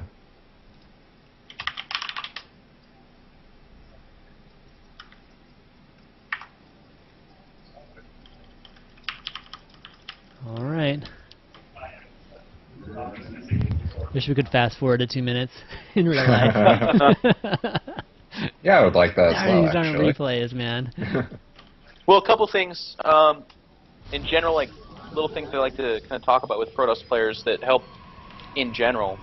You should have anywhere between 3, 4, sometimes 5 pylons outside your base. Obviously, that's not the first 3, 4, 5 pylons, but it certainly could be as early as your 4th or 5th one. And the idea here is they spot drops, they spot thirds, they spot fourths, and they give close warp-ins for potential, hey, I could go attack him right now, right? I mean, how many times have we as Protoss players fought and been like, shoot, I really wish I could warp in directly in on this fight? Well, that's a scenario we want to create even, ahead of time for ourselves. I guess that's what I'm trying to make. Additionally, inside our own bases, I really like what I call perimeter pylons. So certainly we want to avoid those Artosis pylons where we have 2 or 3 things powering all of our important structures. But you don't need 7, 8, 9 pylons powering important structures. So those extra pylons, put them at places along the perimeter of your base that gives you an extra 1, 2, sometimes 3 seconds of vision. That more likely 1 or 2 seconds is the difference between pulling probes and then having a drop just land amidst them and kill everything, right? Okay. So those are kind of very simple things we can do with our pylons. The next thing is I want to see a lot of map awareness. So if you can, you should control a tower. The only reason you don't control a tower is if every one of his units come pushing out and you need to buy more time, right? And if you do go the robo path, which 99% of us do, Yeah. I'm not saying that to peer pressure you. You do whatever the hell you want, but you want to have anywhere between 1 and 2 observers out immediately, but then towards the 20-minute mark or beyond, it should be 3 or 4, if not more, observers. Very big on that. Yeah, yeah. I usually like save 1 just around my base. Yep. Yeah, and that was something that held me back for a long time too. Like I was a very 1 observer kind of guy, but what ended up happening was I didn't see drops before it was too late, that kind of stuff. So the more I watch of these better players, like Mana's a really good inspiration. The Polish Protoss, who's an amazing PvT player, he's got 3 or 4 observers out at any given time, and he's pretty active with them. Yeah, I usually only have like 2. Like I have 1 in reserve just in case it gets shot out while it's following an army. Yep.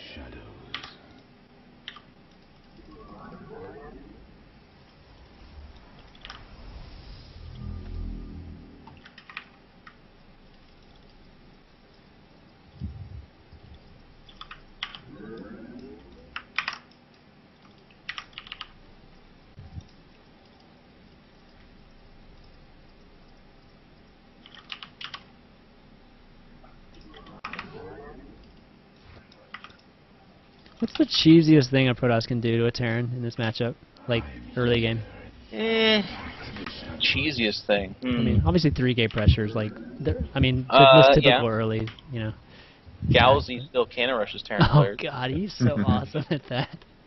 I don't know, like 1 base blink, yeah. I'll tell that probe to go there. proxy gates is something some guys still do. I don't think I've ever proxy gated Terran. I don't like it. Alright. Just stuff like that. Yeah. PvT matchups pretty straight up. I mean, people really don't like DTs, but they never have for like the last 15 years, so I don't really get too worked up about that, but Yep. that's something I like to do earlier. That's more PvZ though, I don't do as much as PvT. But as it is, like one of the things I would first say is like this first stalker needs to push across the map, just like it has to grab the tower. The next stalker, check around the map. You'll be surprised what you find. Since Keen, a lot of Terrans will sneak around with like 9 Marines and just try to just hop in your base as you're leaving, and they can win a game like that, you know? But you can take that action and shove it down their throat by having a stalker being active on the map. Okay.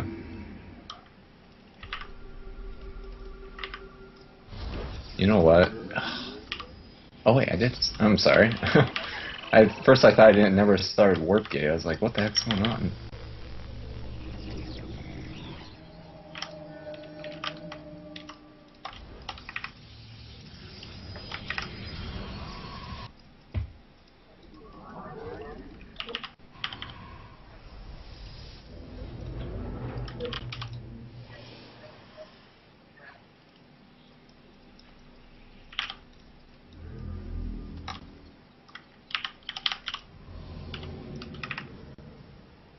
Okay, so you're being very active with them. Good.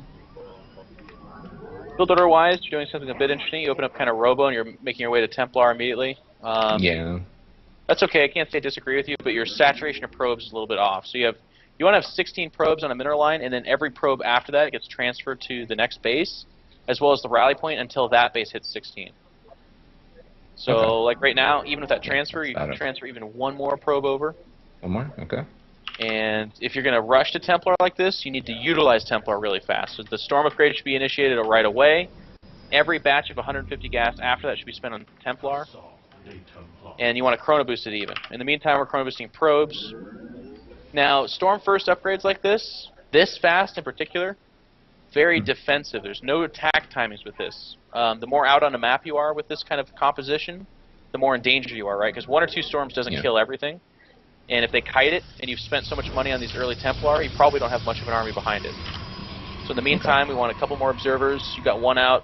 It's not really doing much, though, so you want to start scouting with it. And what we're doing behind this is maybe a forge or 2, depending on your style. I like your gateway count up to 5. Keep building probes. Keep chrono boosting probes. Your chrono boost is really high on both Nexi. watch your supply, and then again, I said every time you had 150 gas after the storm upgrade, you need to build a Templar. You haven't really done that. You should have 5 Templar or so right now. And as you can see, you're getting chased by an army that's much, much more powerful than yours, right? Yeah. The only way you hold that off is with some 6 storms. Well, if you have 5 Templar, you have a really good chance at landing 6 storms. But if you only have 2, much more difficult, right? Yeah, definitely. So maybe start charge now, a couple of forges. Our money's starting to get higher here.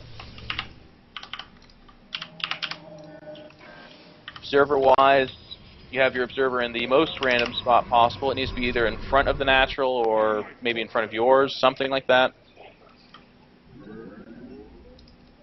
Still lots of money. Need to be warping units as consistently as you possibly can. You got to cancel that. There you go.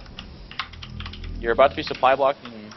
Well, you just got unsupply blocked, but you have 1,200 minerals and only 1 pylon separating you from another supply block, right? Yeah. Base is under attack. Okay, now we're learning something about building structures. Took you a little bit longer to get over there. 6 storm, very good storm. Love it. And then you just built 2 pylons, kind of pseudo-walling yourself in again. So just be careful about this. Put this more in your main next time. Yeah, it was more of a I'm panicking moment. So. Yeah, yeah. No, they went in. Shoot.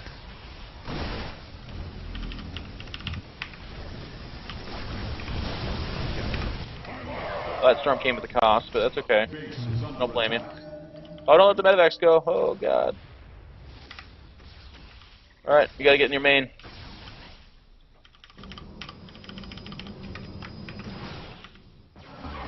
Your main, man. Yeah. Well, unfortunately, my APM's really suffered from not playing. Yeah, that's okay, man. It's understandable. It's a hard game. You must construct additional pylons.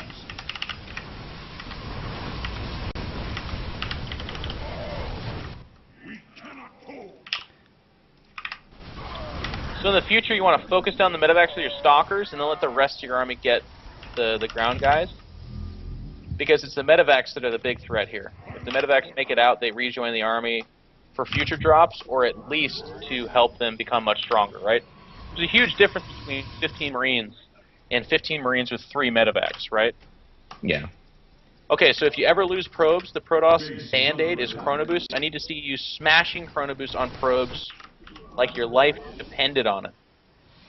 Okay, in the meantime, part of the reason that drop in attack was successful is because you didn't have vision in the front of your base. So maybe move an observer over there, build a new one. You can see units coming out of his natural, and then grab the tower with a zealot or a probe or something. And then for God's sakes, man, spend this money. So you got a lot of gas. Your gateways need to be producing every chance you can. Right now you're being kind of laissez-faire about it. It's like, I guess I will. Build some stuff here. Okay, here he comes. We're going to have a fight. Guardian Shield goes up whenever you fight. And then feedback, medevacs, storm medevacs, that kind of stuff. But unfortunately for you, it's just a position game. Here they are. You got another warp in. I'd warp in like 2 Templar, feedback to medevacs, run the probes.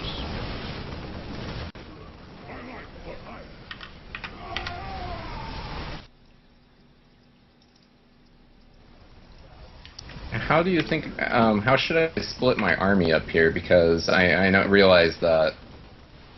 Well, that you're playing drop, of way course. behind right now, so anything that happens now makes you look silly, but it's not really your fault. Okay. I don't blame you for being out in the middle of the map with your whole army, because your whole army is less than what it should be because you took so much damage earlier, right? Yeah.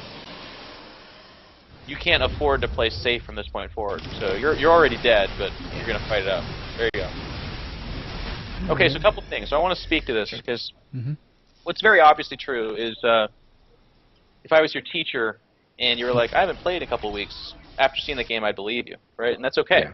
I don't say that to make fun of you. It's just it's very obvious that you're a good player that has been away from the game for a while, and that's what it looks like. So I'm not worried about talking about mechanics too much because that's going to catch up for you just fine. Strategically speaking, in terms of your build order and the idea behind your build order, I want to talk about a couple things. You built your Templar super fast, okay? Most people, I mean, the only thing that slowed down how fast you did it was you made a robo beforehand, which is correct, by the way. I like the observer. opening. It makes you safe against a cloaked banshee, but also more importantly, it gives you information on what they're doing. You need to hit your benchmarks with this build because you're doing it with a purpose. You're not, you know, the middle of the road builds would be to go like charge double forge, because that could be Colossus afterwards or Templar afterwards. So there's no strict time after that. It's just kind of, you know, as the game goes. But you didn't do that. You're not going charge. You're not going forge. You're going storm. And the only way storm justifies itself is because at that time, no Terran has ghosts, right? Yeah. So the earlier you get storm out, the more Templar you get out, the better it is. But my little asterisk next to that is that Templar, especially when it's off of 2-base economy and it's early like that, they make for shit aggression. So you should not be out on the map. And what that means is you should have like 2 or 3 Templar at your natural, securing your third, but also protecting your natural. And then you should have 1 or 2 Templar in the back of your main, explicitly for feedbacking drops and aiding in an overall protection network. Okay? Okay. So what your army should have looked like is like 3 or 4 Stalkers back at home, 1 or 2 Templar back at home, all your Zealots, all your Sentries, and then 3 or 4 Templar at your natural, securing your third, but destroying the rocks between the two. So that way, if he shows up and tries to fight you, you're storming his army into oblivion, and I guarantee if you land 1.5 storms on his army, he goes home, texts to Ghost, and then comes back. But that gives you a huge window of time to do things like get charge, get upgrades, transition to Colossus, whatever the hell it is you want to do. Because nobody stays on Templar our game long, right? They don't go 7-minute Templar and then like make 48 Templar throughout the game. It just doesn't work that way. If I remember right, I transitioned into Colossus. Yeah. So the next thing here too is, and this is a little bit getting close to mechanics, so I'll just have to hedge my comment with that disclaimer. But Okay. Chrono Boost was quite lackluster, and that has to be a first base instinct for Protoss players. Like, if I lose probes, I'm Chrono Boosting probes. If I'm building gas-intensive units, my minerals are going to be high. One of the only ways I can justify spinning minerals not cost effectively, but at least faster, is by getting to them faster. So Chrono Boost your probes, Chrono Boost your gateways, but use your Chrono Boost, okay? Especially in this time where you're coming back, I would say let's take off the training wheels. If we could do that game over again, every Chrono Boost you cast would be the perfect Chrono Boost, okay?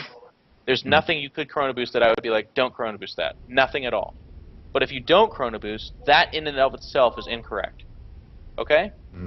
It's like the best test you could ever take in a school. It's like the only way you could fail the test is if you don't take the test. And unfortunately, you weren't taking the test this time around. But other than that, I was really excited for the opportunity to talk about the Templar opening, because that's a very misunderstood opening tech path. A lot of people open Templar, and then they have like 2 or 3 of them clumped up at their natural, and the Templar are moving around chasing things. They're the slowest thing we can make, right? They're really bad at that. Correct. But they're really good if they're sitting there waiting for something. All right, Daniel. All right, thanks. Hopefully you enjoyed it, buddy. Thank you. Yep. Get well soon, man, by the way. Oh, thank you. I'm better keep playing now. StarCraft, man. Keep Good. playing Okay. StarCraft. Thank you. I'll talk to you guys later. Yeah. Alright, see you, dude. ya. All right, I already picked out the next guy. It's gonna be Hoodie, Maru, little boy, I guess, for all of you folks in the Twitch chat. Let me add him here. And he's a Terran. He's a low master Terran, so gonna get a little bit of everything today. Very good. Let's see what matchup he wants here. Maru, you there? Your last guy. I'm guessing. Yeah, I'm here. Yeah, last Cool. guy. Hey, how's it going? It's going great. Didn't think I got picked. This is awesome. Thanks for participating, man. Yeah, thanks for watching the show and participating. So you're a low master Terran, right? Yep. And what matchup would you like? TVZ, please. Okay, cool. Let's get let's see, a low to mid master Zerg. A low to mid master Zerg. Okay. Oh gosh, we can get snake hips again. Played well. Yeah, he did, and I noticed he had the Queen of Blades portrait, so he's definitely a Zerg player. All right, let's add him here. Maker, what are you doing in here? Well, what kind of stuff's giving you a hard time, man?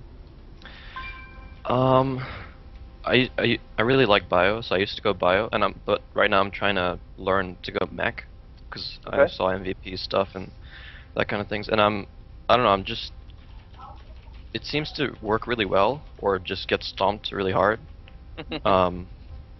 So like I'm really confused, like what's wrong? Like sometimes like a guy will just crush me with a bunch of roaches, and sometimes like my Banshee and Hellion harass will go really well, and then I just crush him. But so like, yeah, and also like I really hate Antigua. So whenever I get TVZ on Antigua, I just lose for some reason.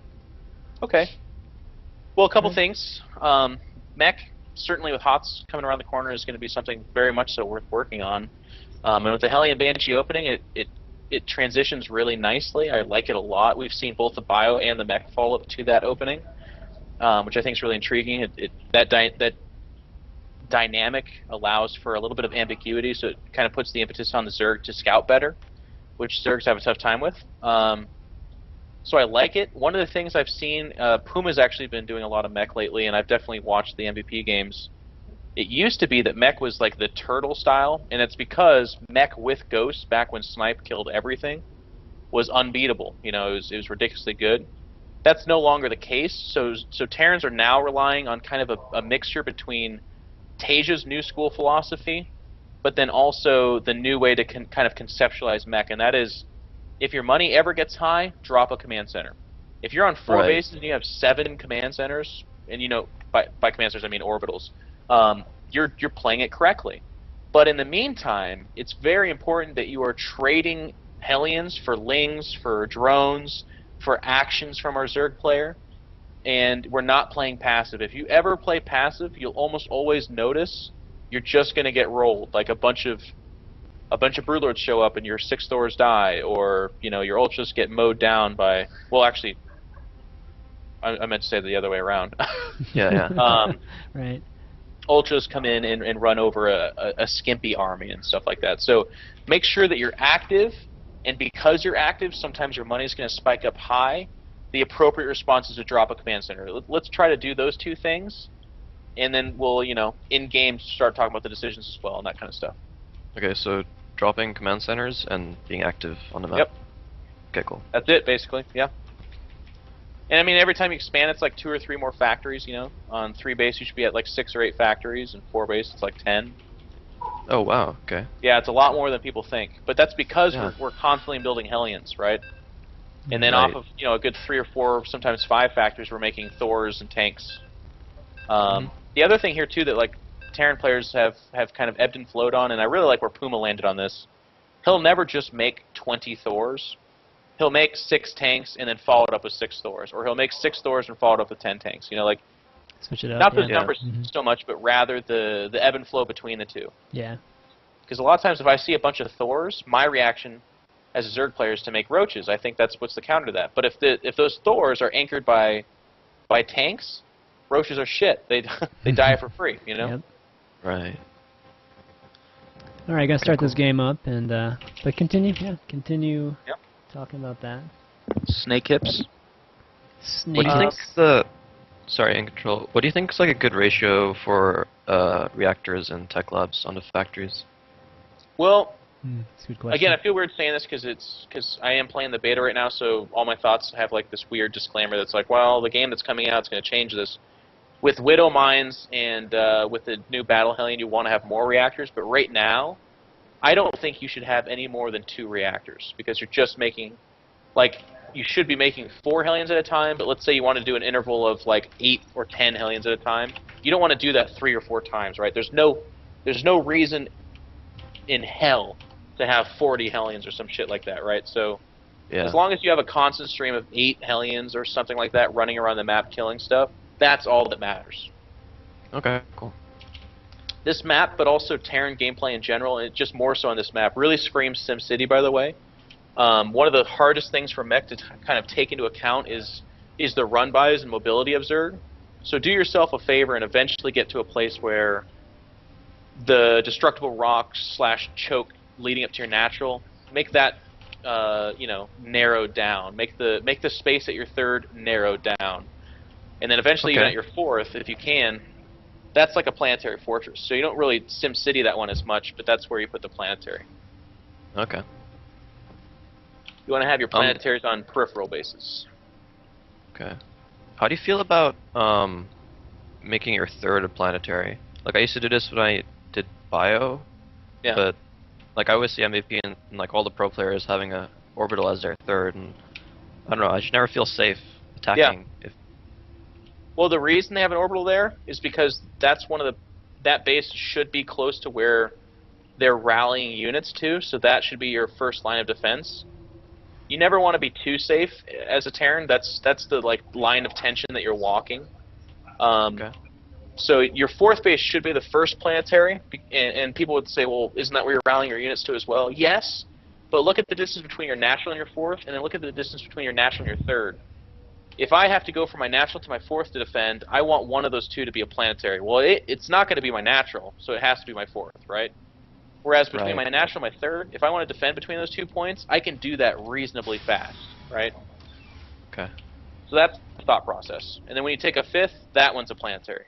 But by the time we're starting to talk about 5 and 6 bases, you should already have 5 or 6 orbitals behind that anyways.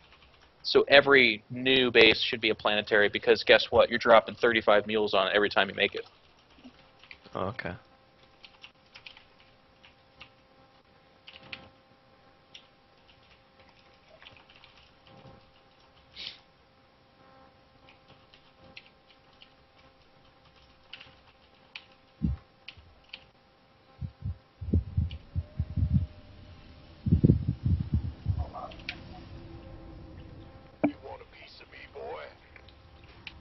Everybody's still there, right? Yeah. Okay. Just making sure. Like little lulls. Yeah, it's that. I used to coach for like 6 hours at a time, so I could talk nonstop for 6 hours. But now I'm like, whoa. Exactly. Take a little breather for a minute here. Getting late too, man. Yep. Couple things that Tage's been doing too. That's kind of cool that you would do well to practice and borrow. Okay. And that is he'll build his command center in misinforming places, or he'll put his barracks in a misinforming place. So if a Zerg player does a bad job scouting you, they'll be like, oh shit, he's doing proxy barracks, or it just gives them wrong information, right? Right. But one of the added advantages is, like, let's say you put your barracks between your second and your third, you could then pick it up and float it to that cliff line where classically there's an overlord there and maybe pick it off. But as you are now, you wouldn't want to. No, I mean, maybe you will, but typically you don't pick it up and move it over there. Really like your bunker placement, by the way. That's really good. Thank you. Oh shit.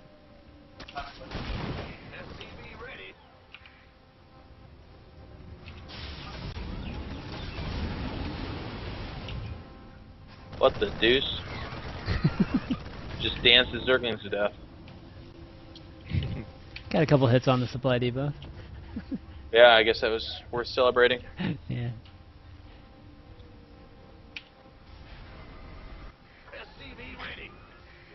Add-on. Yeah, that bunker position is pretty popular these days Upgrade too, right? complete. Yeah, I would see the Muslim putting it in places like that. Yeah. So. It's a good one. Any more popular? Typically, they don't put the depot where you did though afterwards because it's outrange of the bunker. You want to put it in front of the bunker itself, so it just kind of acts as another strengthening thing. Yeah, my plan was to eventually wall that off, but I guess I could do that later.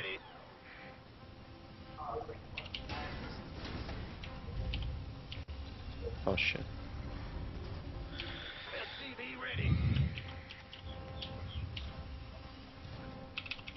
Ready to raise some hell.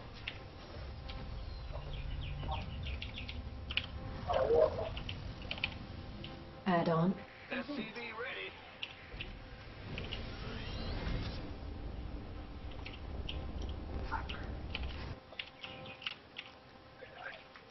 Okay. So you're pushing out. See something kind of weird. A couple of queens out there. Check on the third timing. And you want to sit here and hit this until he does something about it, okay? At the very least, you're going to force his queens to tiptoe out there very slowly, and that puts them in a place they don't want to be, because they'll otherwise just be dropping creep. Or, like, 20 Zerglings show up, or roaches show up. But all that is information at the cost of nothing to you. Okay. Okay? And here's your reaction. 3 slow-moving queens. Okay. So a couple things. The fact that it's not Zerglings and the fact that it's not Roaches lets you know that he probably did a gasless opening. This third time is pretty quick, too. And then you move around and you can do things like, you know, kill the creep tumors, try to run into natural, get information Yeah, I out wanted to, but then no scan. Oh, there he is. 2 evolution chambers. Oh, wow, that's nice of those queens. The queen's just focused on something else. Okay, cool. So like right now your money got high. Guess what? 4th command center. 4GG does it. You should also be stockpiling gas because you're going to go mech, so you can very reasonably take your 4th gas as long as you're staying ahead of supply. You haven't lost your Hellions. And so far you're seeing him do a mass queen fairly late gas opening, okay? And that otherwise you would have seen Roaches by now. There he is. So because he's already connected creep and he has 4 queens there's probably nothing you can do at this time, but killing creep's a big deal. Exactly. Research. And behind this, we're doing things like upgrading siege mode. We're moving on up to 4 and 5 factories. Okay, right now you're only at 3. That's not enough. Okay. Hellions moving around. You want to maintain map control. Banshee moving around. You're not going to probably kill anything, but you want to constantly look to kill something. So there's those queens. And with the amount of Hellions you have and the Banshee, you actually probably could take on 3 queens. So it's, especially if you're hitting area of effect shots. The problem is you don't know what's going on behind this. Is it Mutas? Is it Roaches? Is it Banelings? Lings? That's why you need to be more aggressive. There's a Baneling nest, there's a lair. That's okay. That's not great. That still could be Mutas, right? In which case you're in a lot of trouble. Yeah. Okay, so don't lose the Banshee. Back away. Go repair these guys. You did some damage there. Decloak. Orbital to command center. You're low on SCVs. You need to make more SCVs. And you could probably go take your 3rd right now, right? Nothing you've seen says otherwise. But again, you need to be nervous about like a Baneling bust right now, because you don't actually have anything. Baneling show up, you're screwed, man. So, blue flame upgrade. Yep, exactly. Tanks need to be coming out to complete your SimCity. So there needs to be a depot wall there or something. Drop your mules. You're getting kind of high on energy here. Both orbital command centers. Okay, be building SCVs out of 4 orbitals right now. It's like there's no real excuse to have low SCV count. And then get your Hellions back out there the second they're repaired. Also the Banshee. If the guy's taking a 4th right now, he's less likely to bust you. At this time, if he doesn't have a 3rd, you better brace yourself. It's coming for you right now, okay? Alright. And again, we don't know if it's Mutas, so if Mutas show up, you're dead, man. There's quite a few ifs that are going on right now. And I don't like how little you know about them. If you saw 20 Roaches, you don't have to worry about Mutas, but you don't see even that, right? Yeah.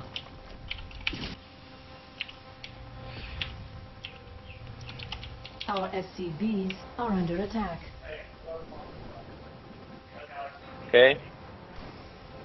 There's the Queen hitting your Banshee. Couple things. You don't have your own tower. Always have your own tower. He needs to pry that from your dead, cold hands, but it can't be any other way. You need to be making a lot more tanks, or at least stores, or something. You got to be making heavy hitters here, and I'm looking at empty factories. You're low on gas, but high on minerals. Guess what that means? Yeah. Okay. Orbital. Another orbital. There you go. There's no real rhyme or reason to your SimCity, by the way. There you go. Now you're starting to wall on, and that's good. You're still staying active with your Hellions. I like it. You could do well with the sensor tower and missile tread starting to go up. Okay, we're being active, but we're not being suicidal. And there he is. Oh, a burrow. That's kind of smart. You got a scan like that. And roaches. Holy shit. So tanks back at home, right? Yeah. Oh, here comes drop. Oh shit.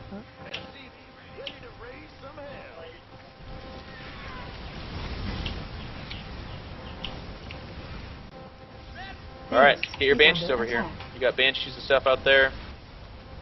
You need to be going to work. You can be okay here. Under attack. Can hold this.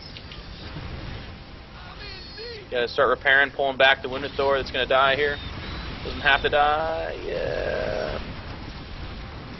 Our SCVs are under attack. Oh, there you go. Nice. There's the repairs. Cool. Yeah, repair's good. Okay. Now a couple things. You're Our SCVs are under attack. you need to make a lot of SCVs right now, right? You just held off a major attack, but you only have 40 SCVs, so there's not a huge advantage coming your way.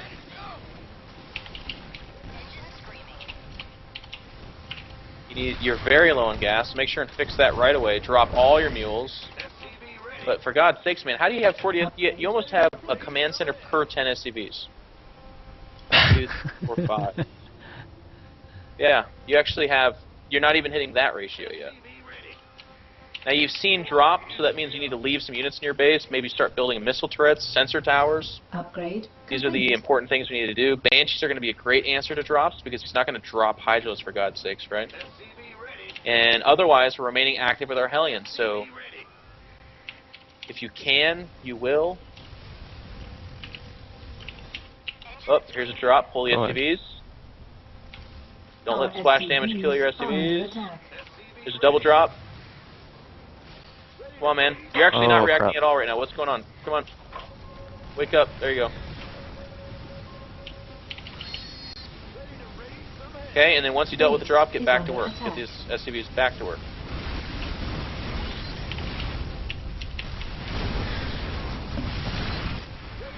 You really want that Thor? Oh my god, he got it. Okay, get back to work. Drop mules. Build SCVs. Fix your gases, get your army organized.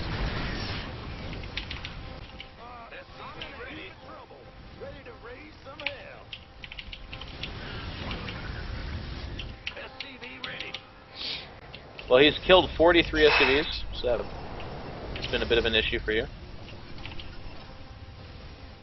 Drops have happened. Wherever a drop happens, by the way, replace it with a missile turret. If a drop happens there, guess what? It's probably going to happen again. Until you put a missile turret there. And if I had 5 Banshees, I'd be going around the map looking to kill stuff, killing creep, killing bases. Complete.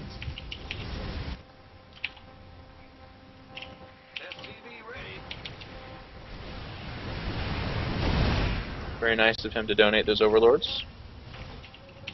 Okay. You're going to get supply blocked here.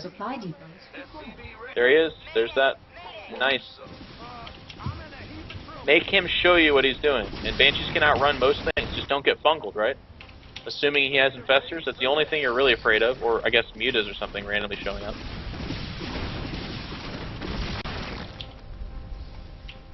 Okay, maybe scan there, see what's coming, see what he reacted with.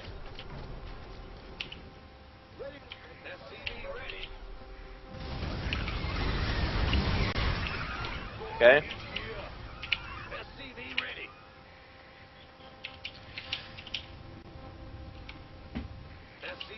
You saw what he has? Additional. No, I didn't actually. I like the starports anyways, though. Yeah, kind of have to guess that he's going Broodlords probably. Yep. He can't be going roaches against your army, right? I don't like how many Hellions you have and how inactive you're being with them, by the way, though. Let's say he is going Broodlord, or let's say he's going roaches. Guess what? Your Hellions are occupying otherwise precious space, right? They don't really help. Yeah. So get out there and be active. Whoop, there's his army. Don't get fungled. Oh my god. Oh, my Oh shit! Oh, you at least get some infestors there. Got 3 infestors at least. Yeah. Oh, nice. Oh, just got a bunch of drones there. Did he? Nice. Yeah, the ones that transferred to the 5th, he killed them all. Alright, 15 of them. Good. Yeah, that's good. Okay, so you know you're facing Broodlords. So get some Vikings out ASAP. You'll notice you don't really have the money to do that because you're not really dropping mules. You have all these orbital command centers, you're not really dropping mules. Don't drop them at the base that's really saturated. Drop them at the bases that have really bad SCVs. And you built 3 random Marines right now? Very strange. Huh. Interesting choice. Add-on complete. Oh, that was just like wasn't actually a choice. It was just my muscles being weird. Not gonna lie though, you're gonna have a very tough time, and that's like the polite caster way of saying you're about to die. And a big part of that's because you've been on 3 bases and just kind of you're in the fetus position this whole time, right? You're just kind of taking it. And that's in part because you've overreacted to drops. Like, he'd drop 8 roaches and you'd send your entire army over there and then just sit and think about it for a while. You need to send like 2 Thors while you're pushing out to your 4th type of thing, right? So I'm not saying this to razz you. I'm saying this so that you know in the future what's going to separate you now and you later that's the better mech player is that you're doing 2 things at once as opposed to 1 thing and then letting 10 minutes sit as you do that 1 thing, right? Yeah. The strength of attacking a Brood or going up against a Broodlord Zerg player is taking advantage of their lack of mobility. And right now you're not doing that. You're giving him every advantage possible.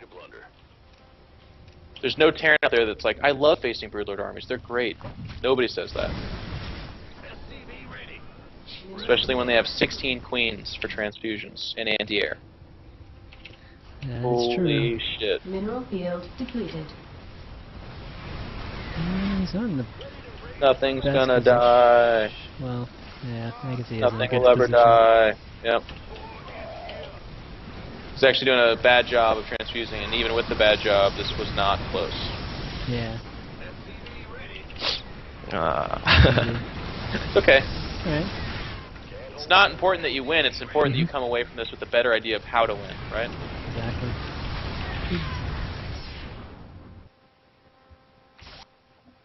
So not bad, man. The most Oh, my obvious hands were place, shaking. yeah, it's okay. The most obvious place where your problems began was that you don't